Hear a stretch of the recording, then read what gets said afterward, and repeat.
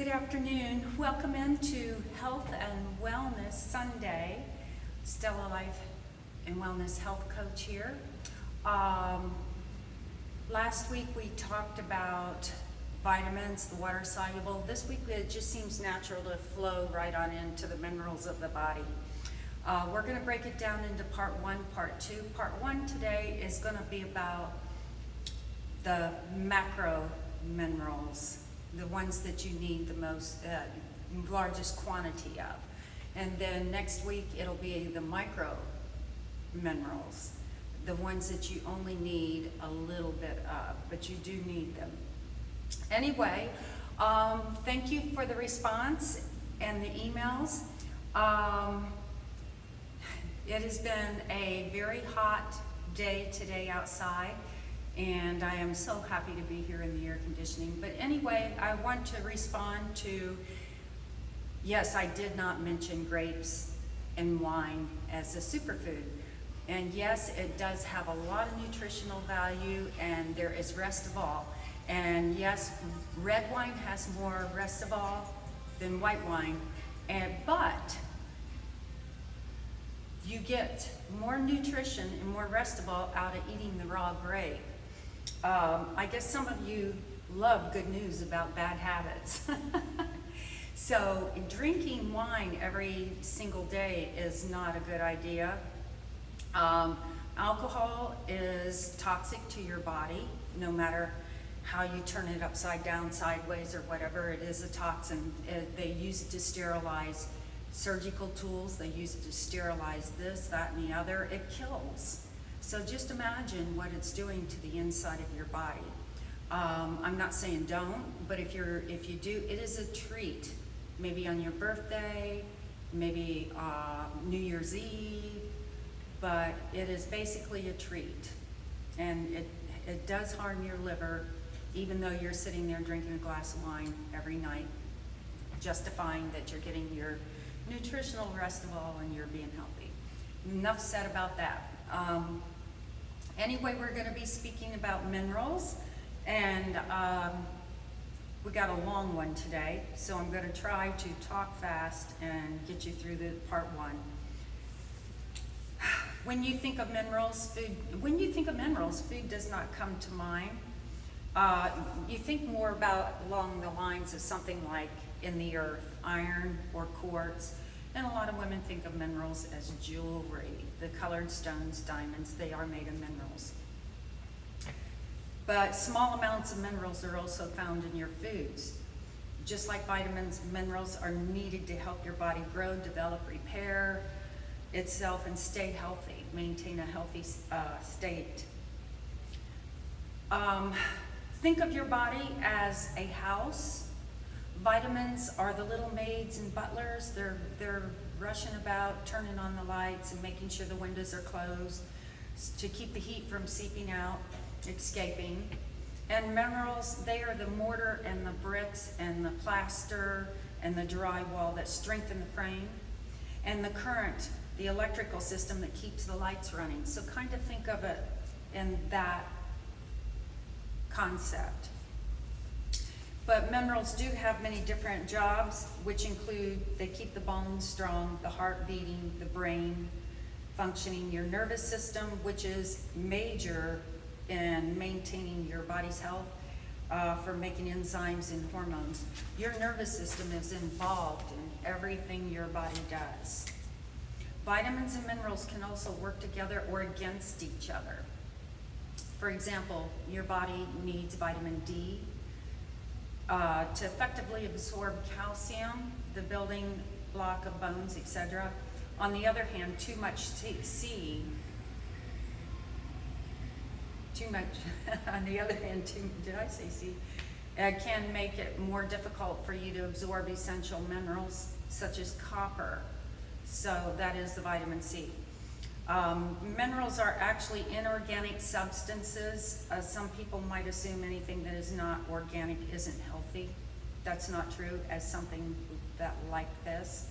However, in the case minerals are inorganic, that means that minerals are found naturally in non-living organisms such as rocks and soil, dirt, We typically get the minerals in our bodies when we eat plants, because the plants absorb the minerals from the soil and water.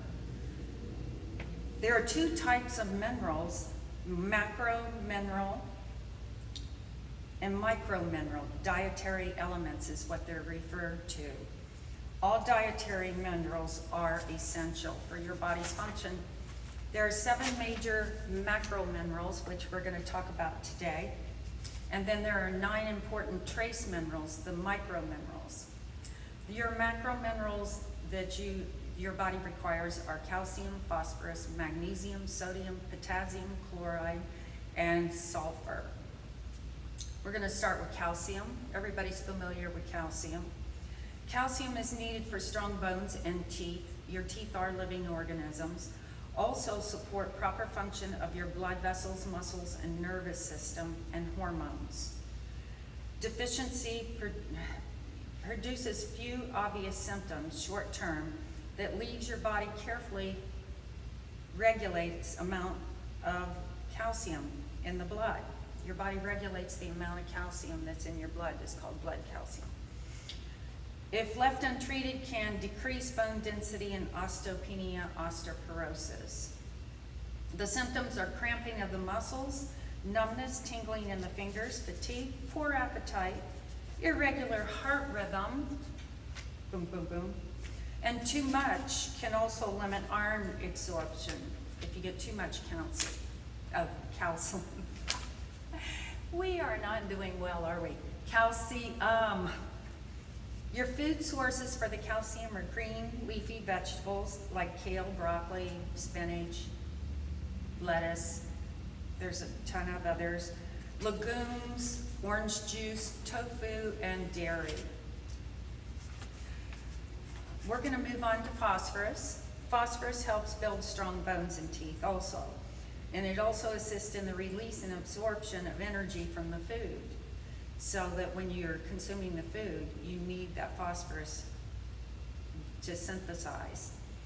Essential structural compound of cell membranes and nucleic acid, cell signaling, communication among individual cells. They're communicating with each other. The central nervous system and the brain. A deficiency, it's uncommon, but can and does happen. So phosphorus deficiencies are very rare. Symptoms: loss of appetite, bone fragility, they're fragile, numbness in the extremities, muscle weakness, rickets in children. Now that's not uncommon, especially in your lower income areas. Taking high doses of phosphorus can reduce calcium in the body, which means bones are more likely to function, to fracture.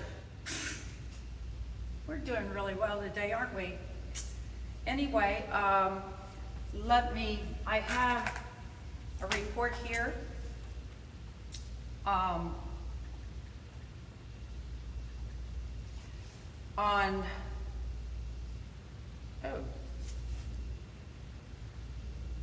The footnotes on magnesium, sorry about that. Anyway, the high phosphorus can kill chronic disease. If you have too much phosphorus, it can kill you. Chronic disease, kidney and dialysis patients, if you have too much. High levels trigger a pathogen that can cause a disease, contribute to cardiovascular complications. So anyway, your phosphorus is important, but too much can be bad. Symptoms: loss of appetite, bone fretting. Okay, I went over that. Taking high doses of phosphorus, and I went over that. Your food sources: most foods, vegetables, and whole grains contain a good amount of phosphorus. So we're moving on to magnesium. The body needs magnesium for hundreds of chemical reactions throughout your entire system. These include muscle, nerves, energy, metabolism of protein production, and responses that control blood glucose, sugar in the blood levels, and blood pressure. Also helps to make sure that the parathyroid glands which produce hormones for bone health, work normally. Now, your parathyroid glands are about the size of a grain of rice. You have 4 of them, 2 on either side of your thyroid, which is located in your neck. And those work in conjunction with magnesium, and you need those. Because that's where some of the hormones for your body's use is produced. Deficiencies, magnesium deficiency is an electrolyte disturbance in the body. The symptoms are muscle twitches, cramps, loss of coordination, mental disorders, osteoporosis, fatigue and muscle weakness, high blood pressure, asthma, irregular heartbeat. Red blood cell essential mineral test can let you know if you have a deficiency in that. Now, this is where the report I wanted to read to you on magnesium.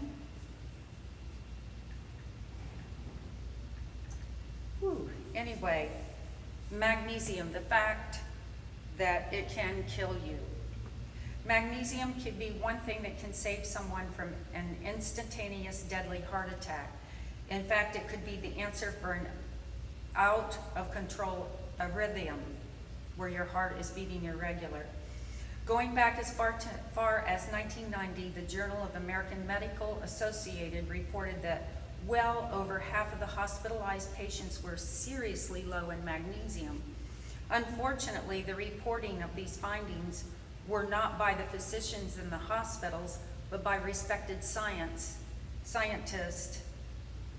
and researchers that were doing this study. The sad truth of it all is over 90% of these physicians never ordered any magnesium test. Those having the lowest levels of magnesium had the highest risk of dying from a heart attack or deadly arrhythmia while in the hospital. And in fact, a lot of them did. Government studies prove that the average diet provides less than 1/3 of the magnesium you need in a day, and its deficiency is a major cause of sudden death with no obvious medical problems. Even diabetics are at risk of developing deadly complications due to a deficiency in magnesium. A respected medical study reported that 77% of diabetics were deficient in magnesium. Here is the fact that everyone must remember. Do not accept that your magnesium levels are normal if your doctor has ordered the inferior serum magnesium test. Here's the kicker. If your serum magnesium levels are shown to be high, your doctor may assume that everything is fine and lead you to believe there is nothing to worry about. This is 100% incorrect and could be deadly. Why, you may ask? Because as the magnesium inside the heart cell goes down, the body tries to compensate. So the serum magnesium actually goes up. This is an extremely important fact for you to know. The serum magnesium, called simply the magnesium, when you see your lab tests, can actually be high or even too high, when at the same time your red blood cell magnesium inside the heart cells is so low you can have an instantaneous fatal heart attack. Here's something even more frightening. When your intracellular magnesium levels are low, you suffer a heart attack or an arrhythmia. Not even the easy access of a defibrillator or paddles can activate the heart back to life. So you're screwed, basically. It's lights out, you're gone. So the point is quite clear. Never, never, never buy into everything is just fine if your doctor has ordered the worthless serum magnesium. Unfortunately, the serum magnesium gives the unknowledgeable physician a sense of security, when in fact they are clueless to the great harm they may be instilling in their patients. The result of this lack of knowledge could be the patient dies or has a life-threatening arrhythmia, all because the wrong magnesium blood test was ordered. If you want to be certain your levels of magnesium are well within the normal range. Insist, and they've got insist underlined. Your doctor orders the most accurate magnesium test, and that is the red blood cell essential mineral test. Remember that, the red blood cell essential mineral test. The RBC test can be ordered from, and here's a website, I will read it, but if you want the websites, you can email me and I will send it to you. www.gdx.net or www.doctorsdata.com. And when I read this report, I thought this was very important, that I needed to read it directly to everybody out there that is watching this. So anyway, your food source is legumes, seeds, nuts, whole grains, green leafy vegetables, and your symptoms are numbness, tingling, muscle cramps, and seizures. So that's very important information that I'm conveying to you. We're going to talk about sodium and chloride, salt. Okay, most chloride is gained from salt, sodium chloride. So deficiencies are rare because there's salt in everything. Sodium chloride are electrolytes required in small amounts, and we get an overload of this in the processed foods, if you're eating processed foods. And it's required in small amounts to help keep the levels of fluids in the body balanced. Chloride helps the body to digest food because of its essential compound of the fluids in the stomach and the intestines. Sodium is a mineral that occurs naturally in fresh fruits, vegetables, legumes. It's taken up and it's inside the vegetables, so you don't really need to use salt when you're eating fresh fruits and vegetables. Baking soda also has sodium too. And salt is usually 40% sodium, 60% chloride. Your symptoms, if you're getting excessive amounts, can irritate your eyes, skin, airways, your breathing, and stomach.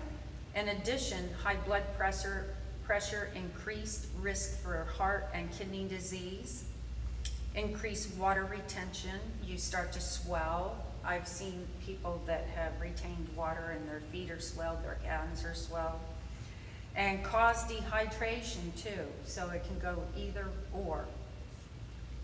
Too little sodium is usually a sign of an underlying disorder. The name for this condition is hyperextremia.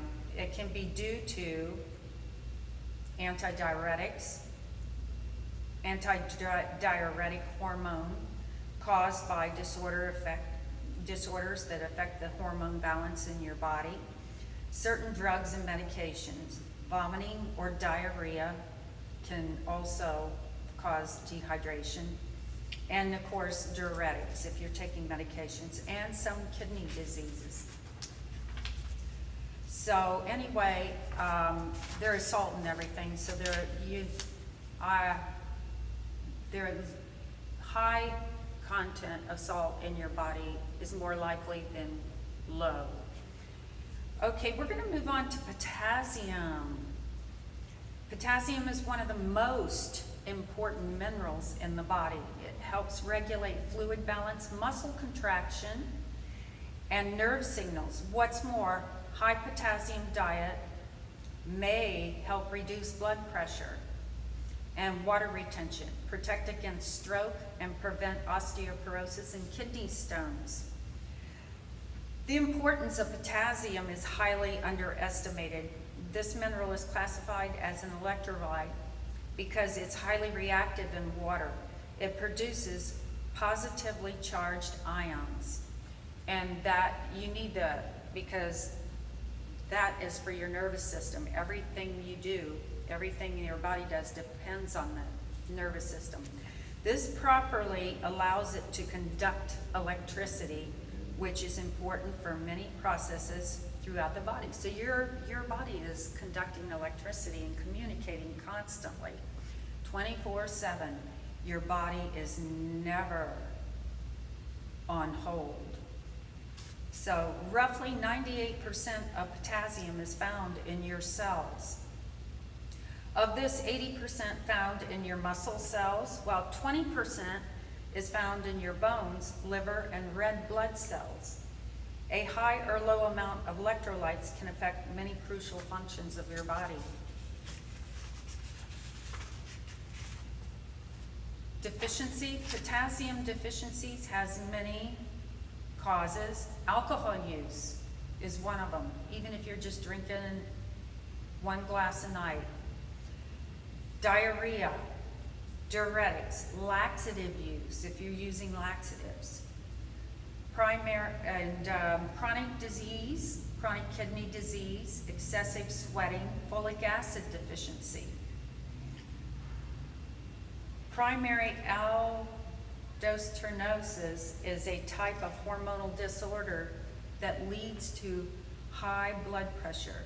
Some antibiotic use, vomiting, diabetic, ketoacidosis, that is a serious complication of diabetes that occurs when your body produces high levels of blood acid called ketones.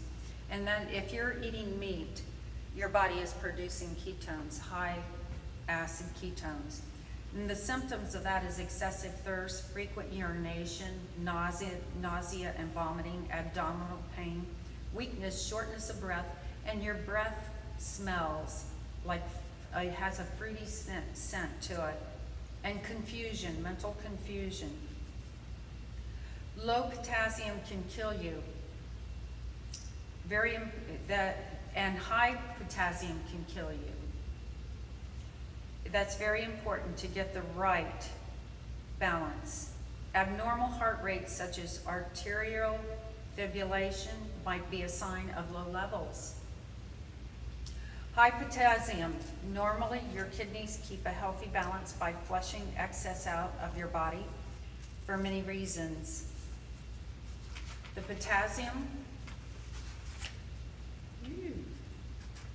my pages are stuck together. I'm a finger licker, sorry.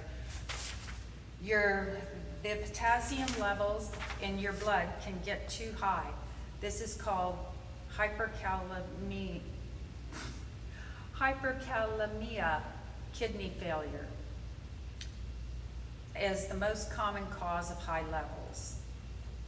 Symptoms are tired, a feeling of numb or tingling, trouble breathing, chest pains, vomiting, irregular heartbeat.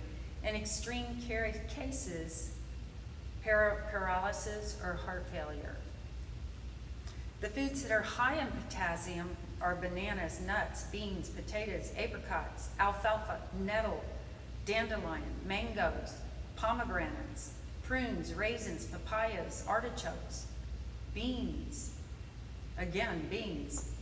Now, foods that are low in potassium, if you have a high potassium rate, are peaches, blackberries, raspberries, strawberries, asparagus, corn, broccoli, carrots, cooked, and yellow zucchini squashes. And the other foods that are high in potassium are beets, greens, tomatoes, dried beans. Okay, we're moving on to sulfur. This is a very interesting one to me.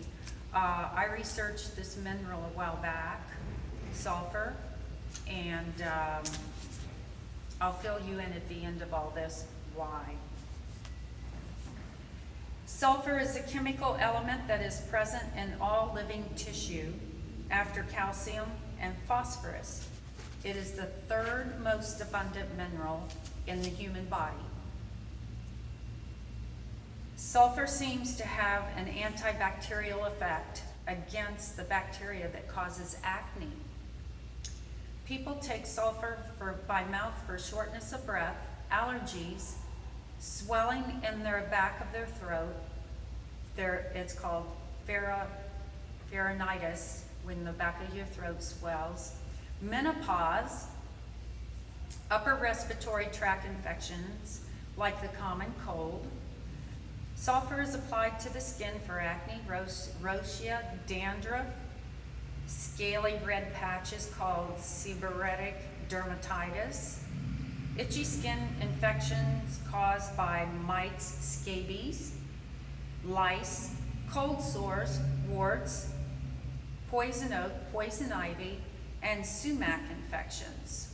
Those are plants that have an irritant in them that can cause an allergic reaction. Sulfur allergy, it is commonly thought people who are allergic to sulfur drugs might be allergic to sulfur-containing products. That's not true.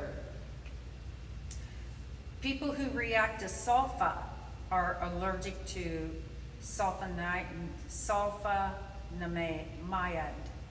In some that is in some antibiotics and related drugs. That's when they have an allergic reaction. It has this sulfa, not sulfur, sulfa in it. They do not react to the element sulfur. Our bodies use sulfur to produce glutathione. It's a powerful antioxidant that scavenges the free radicals that, like the air, the pollution in the air, contamination, if we touch something and we absorb through our skin. So anyway, that pose a threat to our cellular health. Free radicals do pose a threat to our cellular health and can cause cancer and other diseases. Your food source, sulfur is supposed to be present in many of the foods we eat. Plants use this crucial mineral to make chlorophyll. Unless the sulfur-rich fruits, nuts, and vegetables you eat are 100% organic, now this is where this comes into play, and unprocessed, you are likely deficient in sulfur. And they're finding that a large amount of the population is deficient in sulfur. And that's thanks to pesticides and a lot of the chemicals that we used, fertilizers, depletion of the soil, and heavy processing. So modern farming is taking away a mineral that you actually need for your body's function. Organically grown fruits, and they must be 100, and nuts and vegetables are high in sulfur. They're grown totally organically, 100%. Crucifix vegetables, that's broccoli, asparagus, turnips, bok choy, cabbage, cauliflower, Brussels sprouts, Brussels sprouts, kohlrabi sprouts, and allium, which is the onion family, which includes chives, leeks, any type of onion. If it's grown organically, it is very high in sulfur. Leafy greens, nuts, apricots, peaches. So what I wanted to talk to you about with the sulfur is there is a difference between the sulfur supplements you can get. You don't want the yellow sulfur. You do not want to ingest that. I have here, I take a sulfur, about a teaspoon in a glass of water. Every day I shoot it down. I don't put much water. This is organic sulfur. You want the organic sulfur crystals. The crystals are white and not yellow. They're white. You don't want to do the yellow. Anyway, my testimonial to taking the organic sulfur, and this one I get it off Amazon, and it's called Happy Body. So anyway, I was having a lot of skin issues and problems, and I started doing a lot of research, and a lot of the symptoms started that I was reading about as I was reading all the science-based research was letting me know that I was having a sulfur deficiency. So I started buying organic sulfur, and I read the reviews. As a result, other things started happening to my body that I did not expect. Not only did the rash on my skin and my back start to go away on my hips, but my allergies cleared up. I was no longer itching in my throat and sneezing with runny eyes and runny nose. My skin started getting better. My skin texture started getting clearer and smoother. And I have a few scars on my arms, and the scars are starting to fade big time. And my hair got healthier, which really was an unexpected bonus. And my hair was starting to thin out, but it is filling in. I've got a lot of little short hairs growing in. I've only been doing the sulfur now for a few months, about 4 months, and I'm already reaping the rewards and the benefits of this. Nobody is allergic to organic sulfur. You cannot overdose on it, but there is a drawback. Tastes like crap. That's why I use only a little bit of water, and I shoot it down and I follow it by either a glass of soy or almond milk or a glass of water. The taste does not linger. That is the good part, but the bad drawback is it is so nasty tasting. But for good health, hey, what's 5 seconds of pain of a bitter taste, right? Well, anyway, moving on. I had a little technical difficulty last week and was unable to demonstrate. I didn't realize that I had the difficulty till after it was all over and I had uploaded onto YouTube, but I've